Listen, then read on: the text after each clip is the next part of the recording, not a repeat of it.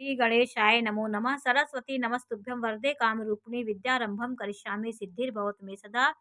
शिव शक्ति को कोटि कोटि प्रणाम मेरे श्रोतागण।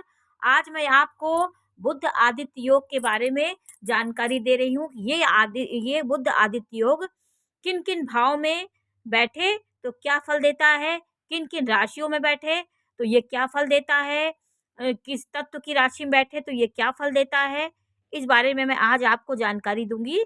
देखिए, आपकी कुंडली में कहीं आप देखते होंगे कि बुध और आदित्य योग अक्सर कुंडलियों में बन जाया करता है, क्योंकि आकाश मंडल में ग्रहों की एक ऊपर जी संरचना होती है, वो हमारे इस चक्र के रूप में आ जाती है। जो ऊपर आकाश मंडल में जैसी स्थिति होती है, वो हमारे इस चक्र में हम उसको लिख करके बताते हैं।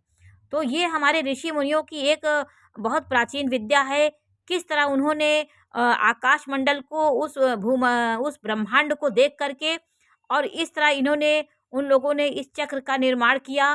कैसे उस विद्या को सिर्फ हम लोग पढ़ रहे हैं, ज्ञान कर रहे हैं, इसके बारे में कैसे उन्होंने खोज की, इस बारे में हम बिल्कुल अनभिज्ञ, हम सोच ही नहीं सकते कि वो कैसे आज जो विज्ञान बना है, उन्हीं हमारे ऋषि मुनियों की बनाई विद्याओं में, हमारे शास्त्रों, हमारे पुराणों, हमारे वेदों में जो है उसी के अनुसार उनकी खोज करके विज्ञान का निर्माण हुआ है।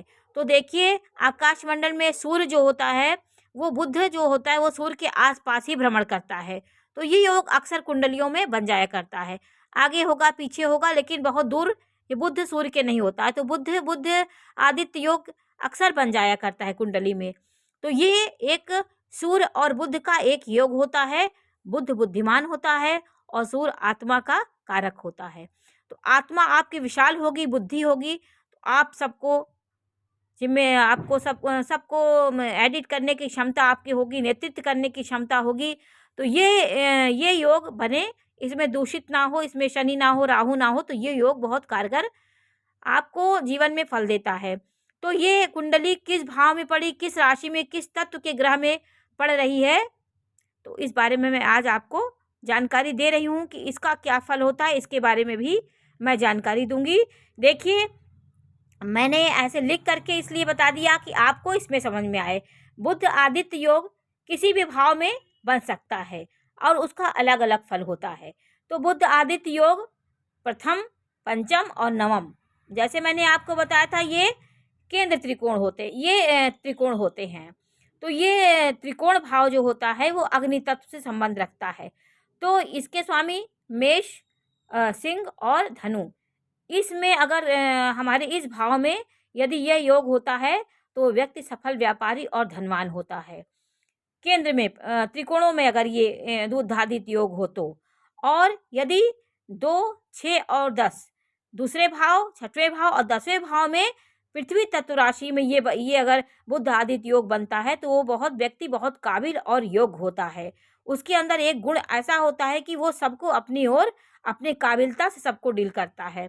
और तीसरा योग है वायु तत्व राशि में 3, 7 और 11 भाव में ये बनता है, ये योग बनता है, तो व्यक्ति वकालत, ज्ञानी, सर्जन और बहुत बौद्धिक क्षमता वाला व्यक्ति होता है।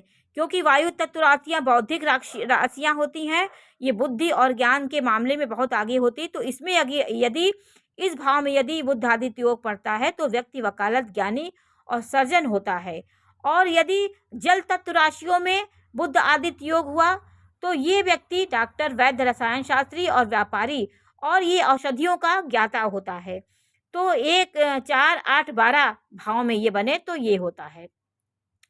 आज मैंने आपको ये छोटी सी जानकारी है, मैंने थोड़ा सा ही बताया है कि आप इसको जान लीजिए किस तत्व में कौन सा फल मिलता है बुधादित्य योग का, इस बारे में मैं आपको जानकारी दी हूँ।